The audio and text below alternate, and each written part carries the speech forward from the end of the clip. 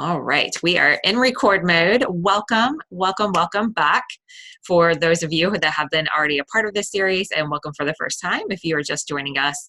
I am Chrissy Key Rollins, and I am here with Joy Askew, and we have been diving in over the past couple of months and taking an internal look at the hero's journey and bringing it back over into our own personal lives, into our everyday lives, to help to see and identify how the path that we are currently walking is our own individual hero's journey. What is being asked of us as we take this hero's journey, and just to broaden our perspective and allow us to be more confident, relax more into it. And I think today's conversation is really going to help to see the power of this conversation and to see how to really bring it in, how applicable it is to our everyday lives. So we invite you, once you conclude today's broadcast and or replay, to go and check the first couple of sessions. This is our third one. So we have two other parts of the conversation that set up today's conversation that we invite you to go back and plug into to see how we kind of set up to this point. So welcome back and Joy.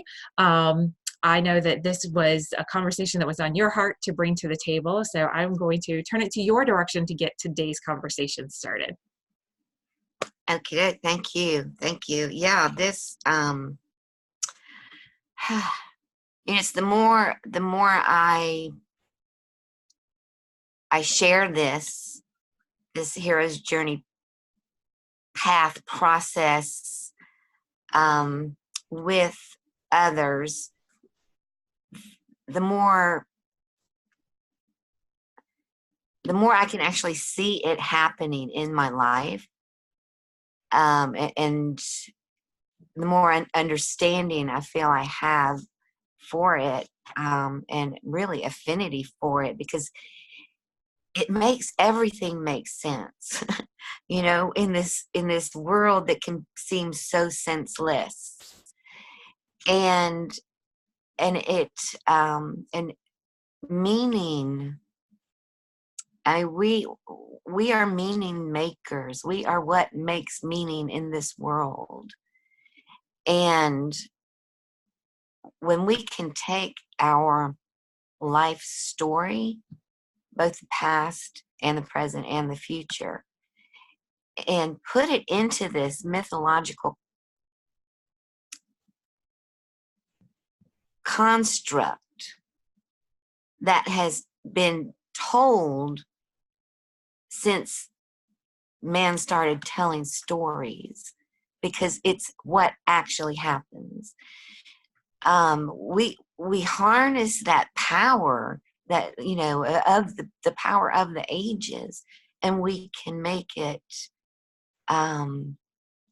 really beneficial in our lives in amazing ways. I mean, I I am really, really, really starting to understand my personal power as a child of God, and the responsibility that goes with that, and the gratitude and the joy, and really the amazement and all the good we can do in this world. And this hero's journey has helped me to understand my path in getting to this point, and what's expected of me in the future.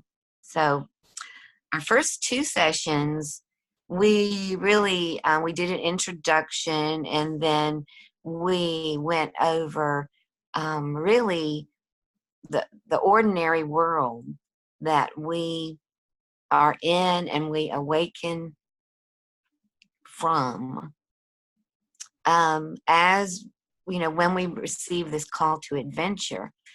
And we went over the call to adventure, and we only touched, though, on one aspect of the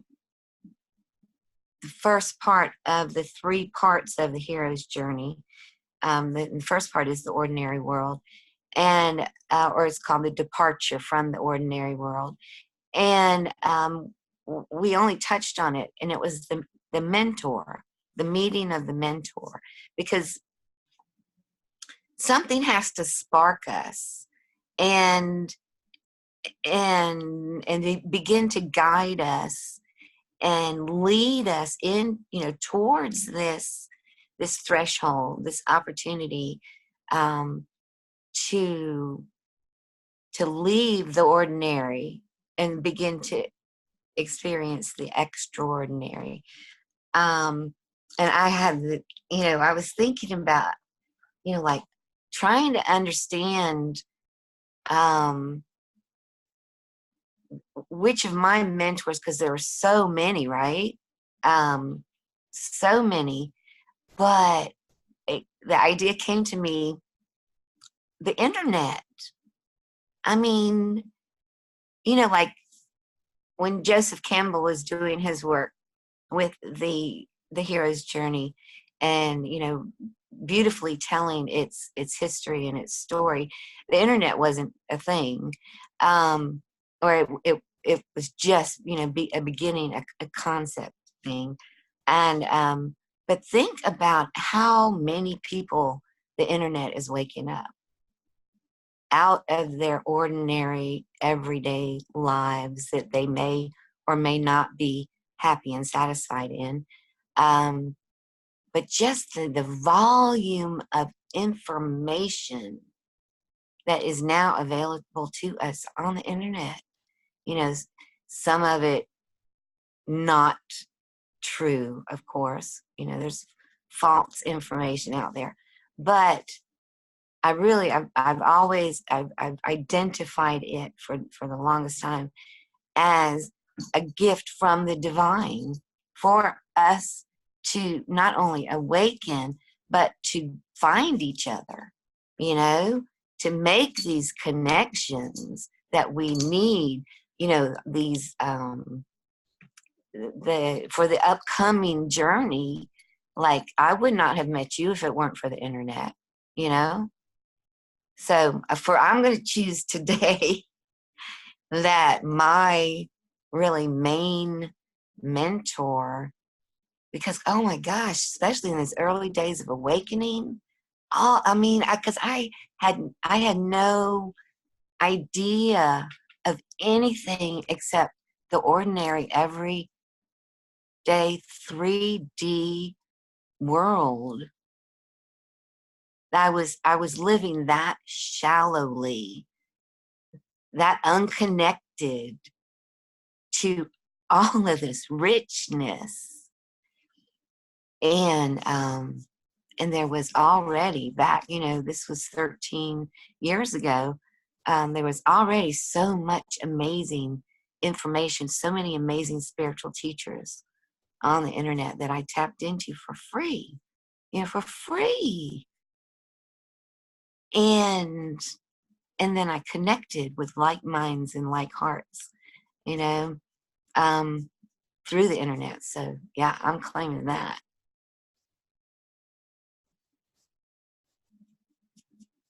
You're muted. You're muted. I see that.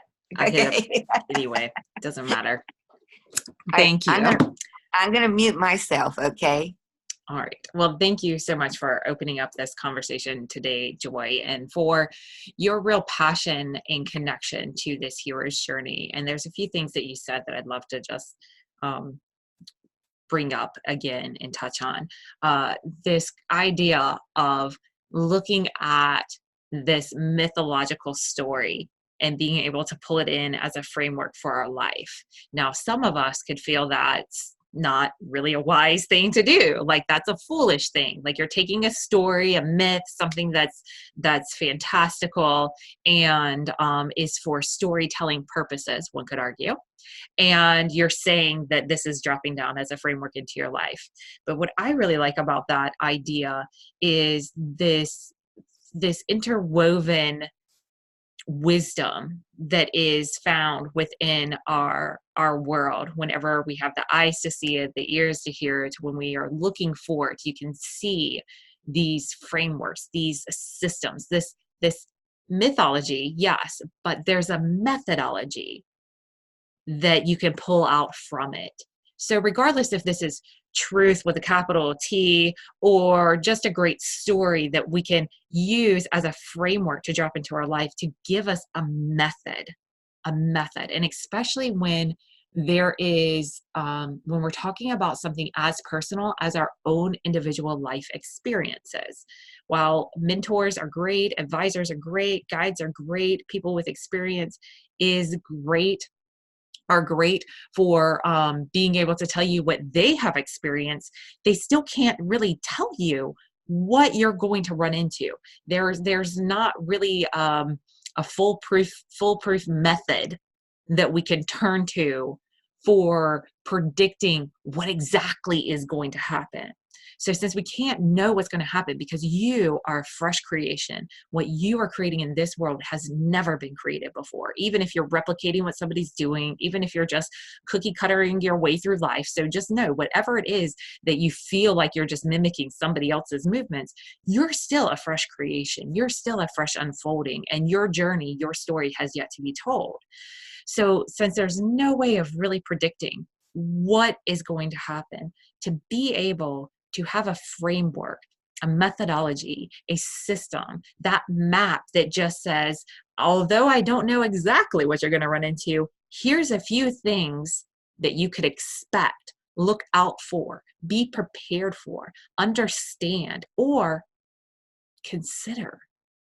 Like, even if we don't even put it all the way on and make it our own, just consider this the next time you find yourself face to face with some of the things that we're gonna talk about. So mentoring is something that's very close to my heart. I've been doing it for years, and it's a part of my practice of advising, of way showing, of guiding on this uncharted path.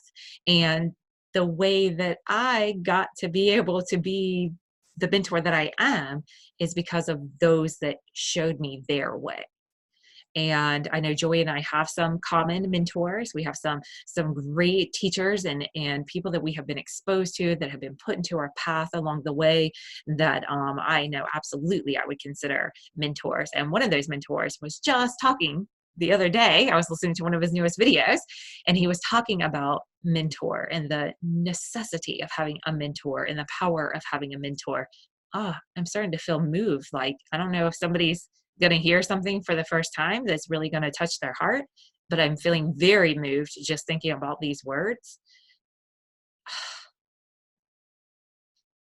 He said, it is so important that if you've made it to this point and you somehow know that you have a light inside of you, you somehow know that there must be something more. To be blessed with a mentor who has the ability to see that light inside of you whenever you're amongst a world that is denying it, not highlighting it, not bringing attention to it, challenging it with every move that you make. The power of having someone be able to see that light, cultivate it, help to bring it out, just to validate and acknowledge something that you know about yourself that is often overlooked on the outside. Oh, it's so powerful. And perhaps that's why I feel moved just thinking about that, the consideration that that's what I'm doing for my clients and the individuals that I touch along the way. I see their light, I see everybody's light, because I know that we all have it. And my willingness and my commitment to not believe anything other than that light within, and to help people to see that and to bring it to the forefront, let alone giving them that methodology, that system, that rhythm of what's lying behind the scenes. It's such a powerful thing, such a powerful thing. So I had already had those reflections just previously before opening today's conversation, and then to bring it back into today's conversation, because we touched on it briefly. You'll hear the mention of, you'll meet a mentor. That's part of this hero's journey. So to make it really tangible, because that's my my love is to make everything really simple, very tangible, very practical, very, very practical. Mentors can also sound like a lofty thing, but mentors are just the people who pass through your life that are able to see your light and help you to bring that back out, right? And when we think about that, then we can think about those people in our lives that do allow us to shine a little bit brighter when we're in their presence. And you can start to see that you have these mentors around, or where you can start to feel your own light grow within you whenever you engage with that person. And again, does not have to be a person that's in your everyday life. It could be somebody that you connect with online, somebody's teachings that you start following on YouTube or their podcast. Of course, we have great legendary mentors that we can turn to that are involved in various different religious expressions.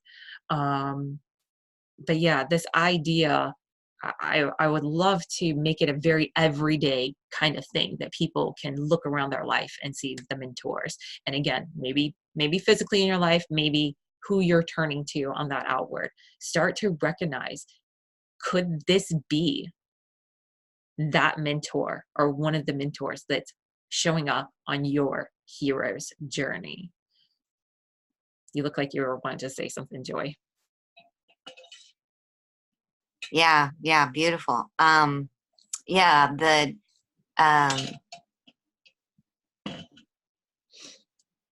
what came to me, is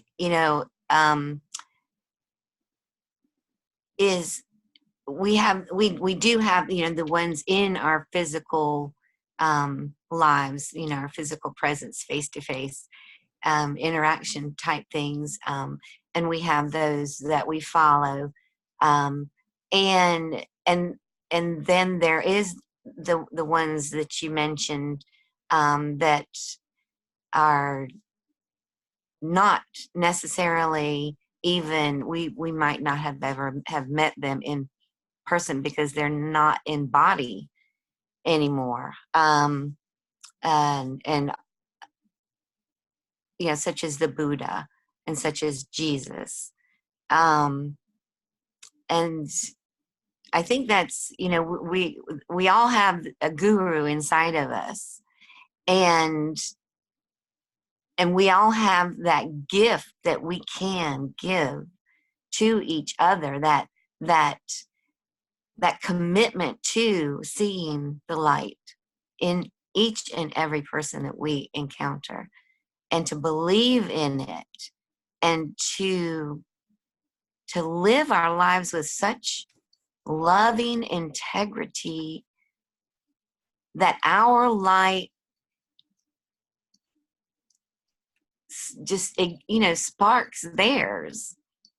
And it can be just a brief interaction at the grocery store with the checkout clerk. It can be, it can be just holding space for someone who's grieving. It can be any interaction with anybody. We have that gift. And I'm go ahead. No, go. I was going to say, and sometimes we are that gift for each other. I know that you and I have certainly cultivated a mentorship relationship. We've both been in the trenches for the last decade and beyond, embodying everything that we're talking about. Anything that you see Joya and I write, post, make a video around, this isn't just, some idea that we just came across and thought we'd share it. This is what we're bringing into our life day in, day out. We are committed to this, and that's going to be part of our conversation too. Mm-hmm. And we serve as each other's guide. We remind each other. We mentor each other and guide each other and advise each other through this journey. And I feel very, very blessed to have the relationship that you and I have, Joy, and to I think it's such a gift. And I think that part of it is something that we have created. Our conscious intention, our ability to see each other, our commitment to this work, our refusing to let the other one fail or jump ship, or forget for a moment that there's something bigger happening, that this is a bigger unfolding. And in those moments when life feels so crushing, so heavy, so intense, so overwhelming, so impossible, so challenging, to know, to have a methodology behind that, to know, to have something to reach towards, to have hope. Mm-hmm. I think that it's, well, I know for certain for myself, I'll say 100% without a doubt, it is a lifesaver for me. And yeah, I'm not quite sure exactly what else I'm feeling around that, but It's, this is, I think, this is like the epic friendship, that you would see in the movies.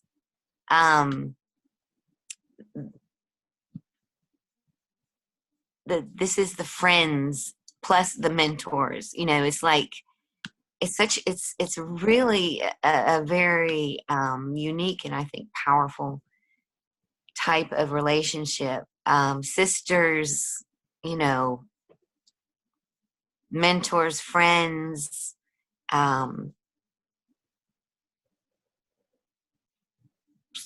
just this, we have this partnership, this alliance, this bond, like you said, that we will not let each other quit. And really we need this relationship to get through what the journey into the unknown brings, because it can get tough. And this is the power of relationships. I think a lot about relationships because it's a big part of the conversations that I'm having. And really, if you stop to think about it, especially within our culture and society, we almost have no identity unless we're in relation to something else. So our relationships are a powerful part of our lives. And what I really think is so powerful about relationships and all these other individual characters that we interact with is that when we engage, so like what Joy and I are talking about, when her and I connect, we actually come into touch with an aspect of ourselves that doesn't come forth necessarily, or let me say it this way, only comes forth when I'm in relationship with her. Mm-hmm. So when I connect with her, when I connect with a mentor, when I connect with someone that is on this path, committed and in the trenches with me, I also reconnect back to that part of myself that's used to showing up in the light, because that's how I'm used to identifying myself in her presence. Yeah. So it's a powerful thing that happens, and it really is very personal, and it's very intimate, and it has as much and as little to do with the other person. Really has a lot to do with you, because this is about your experience. Exactly. And I have a point to make about that. And remember 2 points. Remember, this is a cosmic archetypal pattern that happens when you commit yourself to this journey. Because some people might be thinking, oh my God, I could never have a friend. I'll never find a friend like that. Right? The thing is, once you commit to the journey, this friend will show up in your life. And like you said, Chrissy, this friend might not look like anything you would ever have thought that your most amazing friendship ever in your life would look like. Chrissy and I are 20 years difference in age. She's like a year or two away from my mom's age. Mm-hmm. And I never even think about that. Never even think about it ever. It's just, but we wouldn't necessarily have like crossed the same paths and befriended each other in our normal everyday path crossing, except for we had intersecting circles of like-mindedness that wanted to get together and have conversations, and her and I showed up at the same place at the same time through that connection. And neither of us were looking for a friend. Neither of us felt like, oh, I need you in my life. It was one of those like, lovely to meet you. And then everything else just built from there. And it is a commitment that you make, because once you get in touch with this part of you inside and you commit there, it's like what activates, what triggers, what allows. I don't know what kind of sacred alchemy takes place at that point, but something happens and things start to shift, and people will absolutely, without a doubt, come into your life.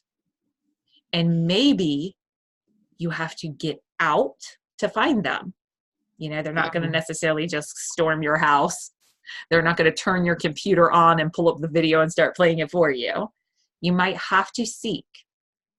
But when you're committed, when you do what we're going to talk about next, once you cross that threshold, once you make that commitment, that's where they will be found. And we don't do that to find them. We do that for ourselves. We just know that as we do that, don't be surprised if someone starts to pop up along the way.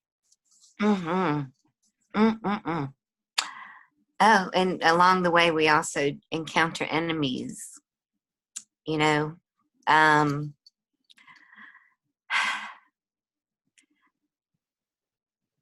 I can't really say that I have had anybody like come up against me like with like out and out bad intentions or anything like that. Along my path, I think my enemies are pretty much all internal. You know, they say you're your own worst enemy. I am. I have always been. In my life, I think probably that's true for maybe everybody. And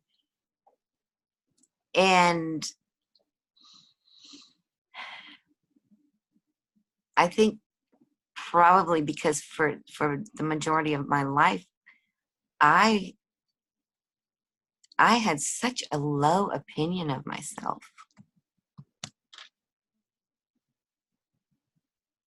And that probably in this, you know, in my commitment to this, my own hero's path,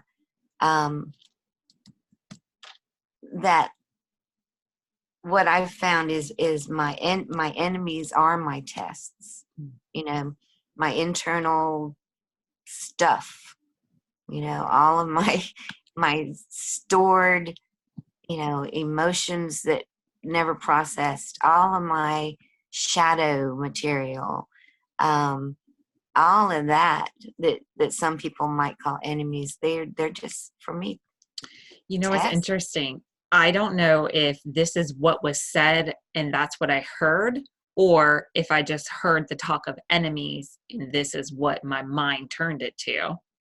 So I'm not quite sure if I get the clever credit or if I have to pass it on to my brother from another mother. But in thinking about enemies, I was thinking about inner me's. Is it enemies that I'm dealing with outwardly, or is it the inner me that steps forward when I interact with this person, this situation? Because I certainly have had experiences. I remember one of the most intense experiences that I had early on in my path. Like, I just expanded, I committed, I crossed the threshold, I found joy. We didn't know that we were going to have such an amazing decade friendship following it. But at one of the gatherings, one of the gals was there. So I'm fresh to the journey, but, you know, I'm newly awakened. My mind's expanded. I'm kind of aware that I got more that I'm bringing to the table. Still don't have a lot of confidence. Still haven't cleared out all that stuff. Still don't have a very high opinion of myself overall. But there was starting to be a little hope, right? And I remember being in conversation with this woman, and she was asking me questions, and she was just asking me questions.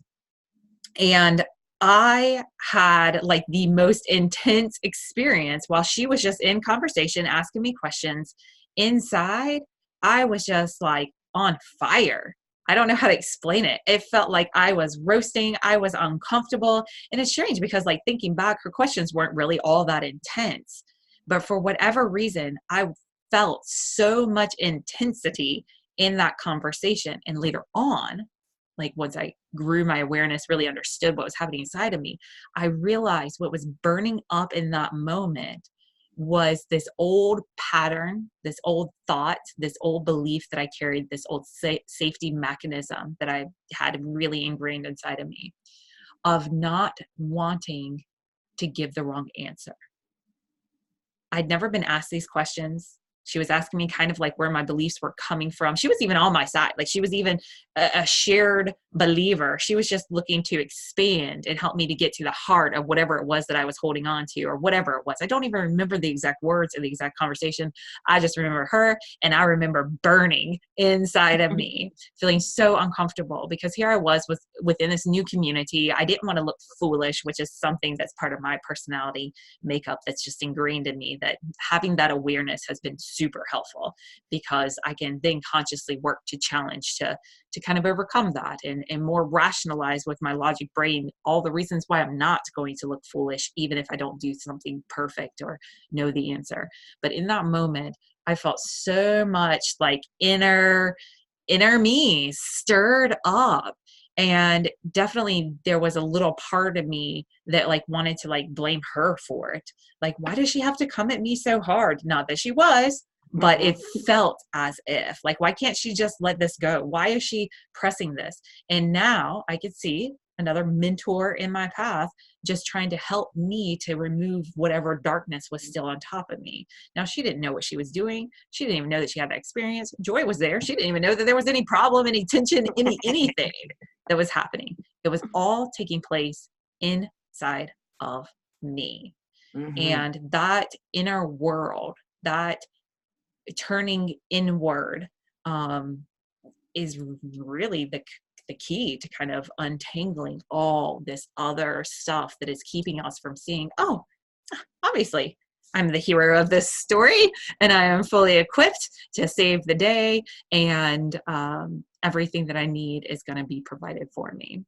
But if we know this, if we know that that's what's underway, if we know that we're going to have those uncomfortable moments, if we know that that's part of the process, once you cross that threshold and you step into that unknown, it's not like everything's just like, oh, bam, you unlocked it. Here's everything that you're looking for. You're now a hero.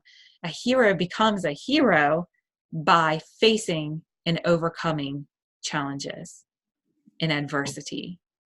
That's how a hero is made. And for many of us, we would be so wildly unaware of how incredible we are if it wasn't for the challenges that we face, that we overcome along the way. And I know for myself, there was a point where I would take that challenge. Like I'd make a commitment. Today's the day. And I'd run out the door, like metaphorically in my mind, right? Hit the ground running. And I'd immediately have something go wrong, not work out. Somebody said no that I thought for sure was going to say yes. Like everything would just kind of crumble right from the start. And I used to take it as a sign that whoa, maybe that wasn't such a good idea. Maybe I should not go down that path. Maybe I should not continue in that direction. Obviously, if that was supposed to work out, everything would just line right up. That's not what's happening here. And then I learned that that's part of what happens. If you're not being challenged, quite frankly, you're not doing enough. And by enough, I don't mean like you are not enough. I mean, you are not engaging with life and getting outside of whatever world that you've created for your safety. It's not to say that you don't deserve or shouldn't be comfortable. I'm a big fan of being comfortable. I like it over being uncomfortable way better. So it's not about not allowing yourself or affording yourself a comfort zone. For me, it's been about expanding my comfort zone and challenging myself to be at peace, calm, settled, assured, knowing, certain within me, no matter where I'm at and what's happening around me. Now, I am far from that, but I'm a lot closer to it than I used to be before I was aware that this is a refinement process. This is a fortifying. This is an evolution. This is a sculpting of the block of marble. So some of it's going to be chipped away and some of it's going to hurt. But in the end, masterpiece. And you can't get there without undoing what was there to begin with. It's also, it's also a forging process, an alchemical process, and it's not just us doing the work, it's the entire universe working on us, through us, in us, for us, and for the good of all. Because that is evolution, and when we get in alignment with it, so much easier, because we understand what's happening, really. I think that having that understanding, even when you don't understand, you still have this understanding, like you said, that the universe is on your side. And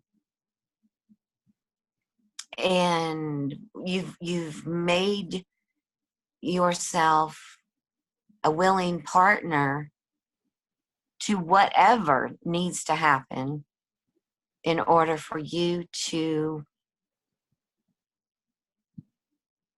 live out your hero's journey and to receive your elixir, your boon, your gift that you are to bring back to the world. It's not the challenges. It's not the blocks that are stopping your flow. It is your resistance to those. It's your insistence on it being what you've said that it is, and your unwillingness to surrender and allow it to be something else. So if you see that this path is blocked ahead because of this challenge, and you're like, that's got to go. Perhaps what needs to go is the story that you're telling yourself around why that's a problem being there or what it means there. So when we can stop saying this challenge is blocking my flow, if that challenge was out of the way, my flow would be just fine. And we start to have a more accurate understanding of what's happening, we can see that the challenge is actually part of the flow. If you'll allow it to be. And I think one of the really, really big challenges is really examining your beliefs, about really everything. And it's pretty constant. It doesn't stop. For me personally, I am pretty much always questioning everything and open to new perspectives and greater truths, except for the basics, which is love and faith and hope. Those three things do not change. And they're always that, they're the bedrock that you were talking about, when those three things are present, you can really take on just about anything, I think. And the more you take on these challenges that are inevitable, the stronger those three qualities become, those three powers become in your life, and you're able to actually kind of wield them intentionally. It's very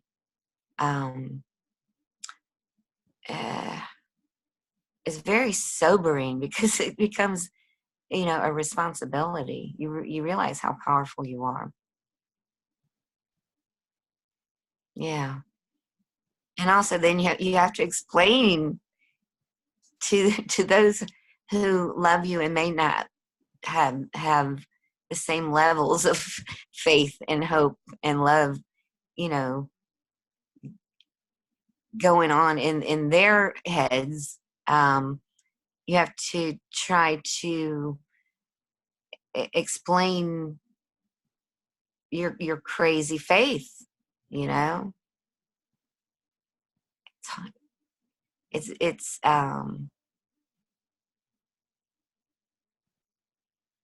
something to master, I think, this communication. It's a practice, for sure. It is a practice. I have been embracing the practice of more effective communication and experimenting in my life for, gosh, I don't know, ever since the idea occurred to me a couple of years ago, that there is no problem, conflict in the world that cannot be remedied with more efficient communication. And I take that over into the communication that I have with my body, the communication that she has with me, the communication that I have with my inner dialogue, my thoughts, my self-doubt. This is the note that I made. It's not the challenge blocking your flow. It's your doubt that you can overcome the challenge that's blocking your flow. Those thoughts is what is trying to be cleansed from you. And notice, as soon as you set that thought down and you replace it with its opposite, now maybe we could give it a go instead of having it be something that's paralyzing you. And to make that connection that all of this path clearing, all of this block removal is not for your undoing, but to give you exactly what it is that you're desiring in your heart. This is the way to get it. And notice, are you doing this on your own? No. Do you have what you want on your own? No. So you might want to try it a little bit different.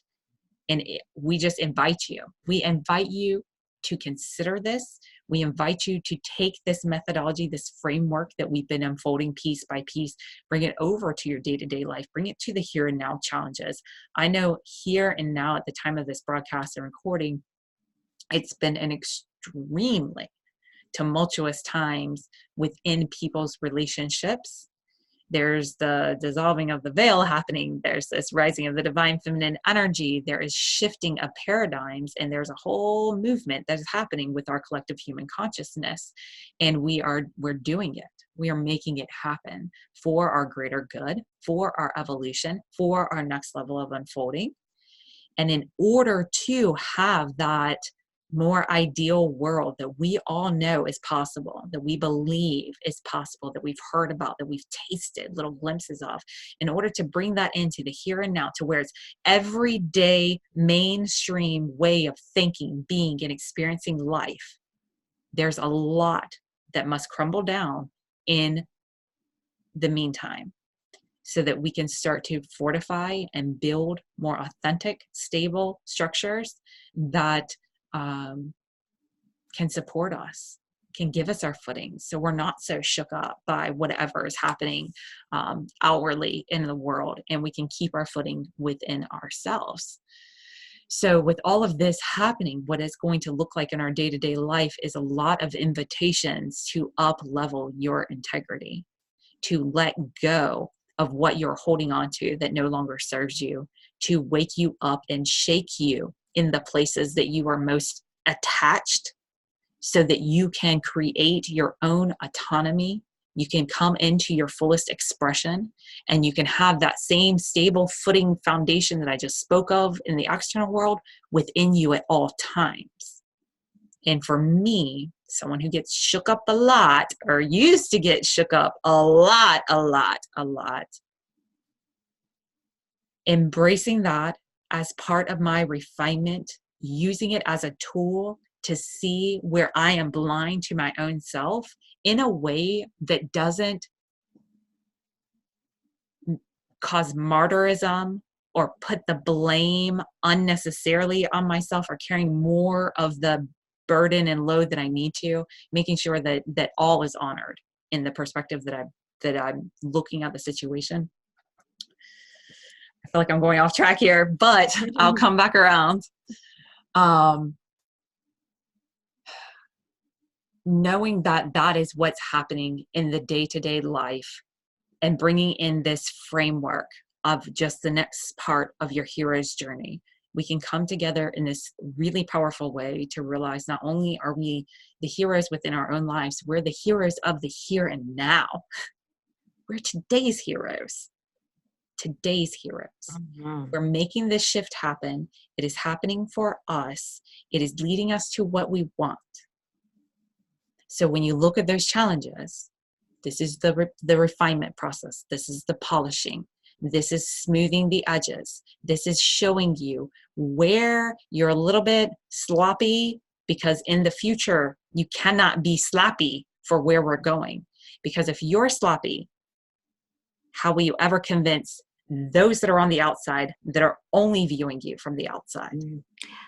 Go ahead. I just want to say, part of the refinement process is, well, it kind of just happens within it, is that you really begin to refine your priorities too, and your definitions of success, and what is really important in this world, and who you really are.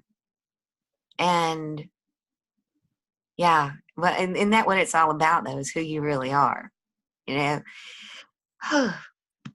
that is for us to really decide. We are the meaning makers, right? Without a doubt. And we can be the victim of our circumstances, or the one who stood up for the one inside. And that doesn't have to look like aggression. It doesn't have to look like those things that you don't like that's caused you to, create these safety ways of being. It doesn't have to be that way. And I think that right now it's really asking for us to set a different example, and to realize that those who display themselves in aggressive manners or more forceful nature are only doing what the main story is out there of what needs to be done in order to get what you want. They are so certain, because it has worked so often for so long, that they are sure that that's the way to get what they want. They are certain of it. So we have to be more certain. We have to be as certain. We have to be as logical in our thought processes. We have to be as sure within ourselves. And we have to realize that the more scared they become, the more aggressive they become. The more uncertain they are, the more aggressive they will display. So that aggression is not looking to dominate you, it's looking to regain their own power. And if that person needs to regain their own power, the best way to do it is not succumbing to these stories of aggression that they're displaying. It is to honor the true power that's within them. And you do that by not forgetting your own, regardless of what they say or what they're able to see. I didn't even know I was going to finish the sentence that way. That was fun.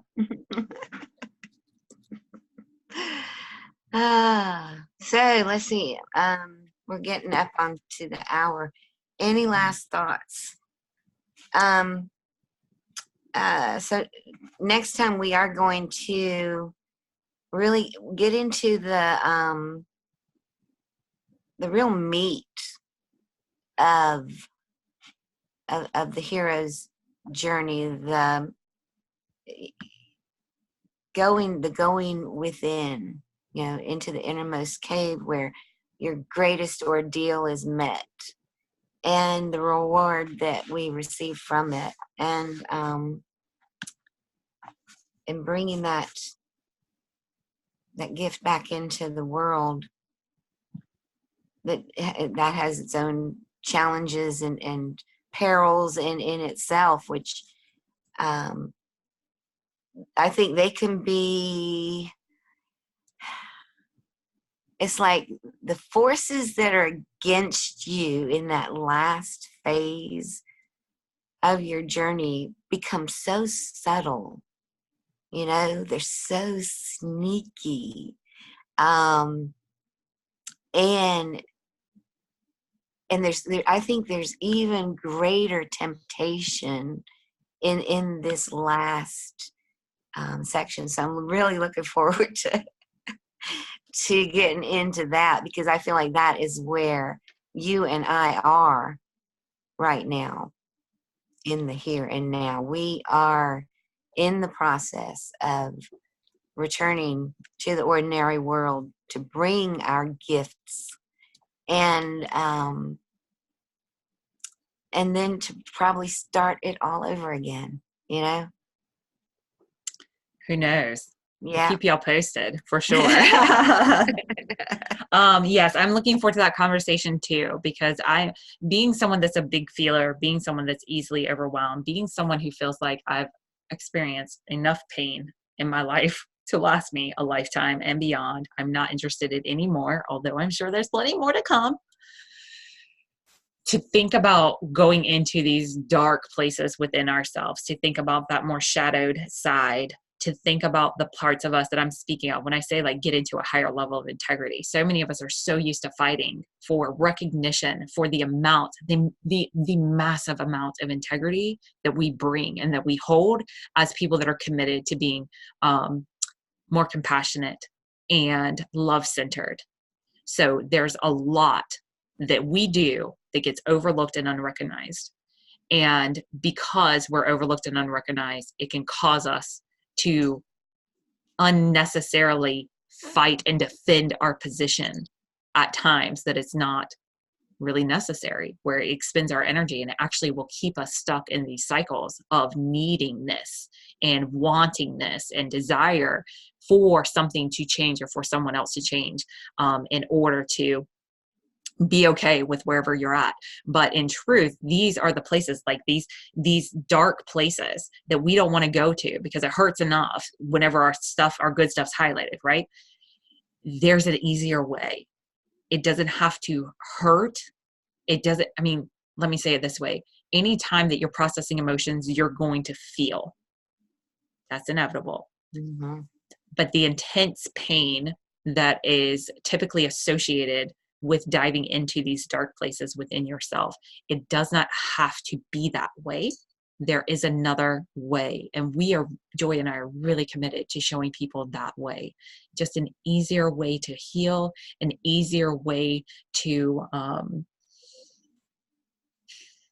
continue to fortify yourself and to look in these places that do not feel good and they're scary AF, as the kids say these days, that are so scary to look at that you don't want to.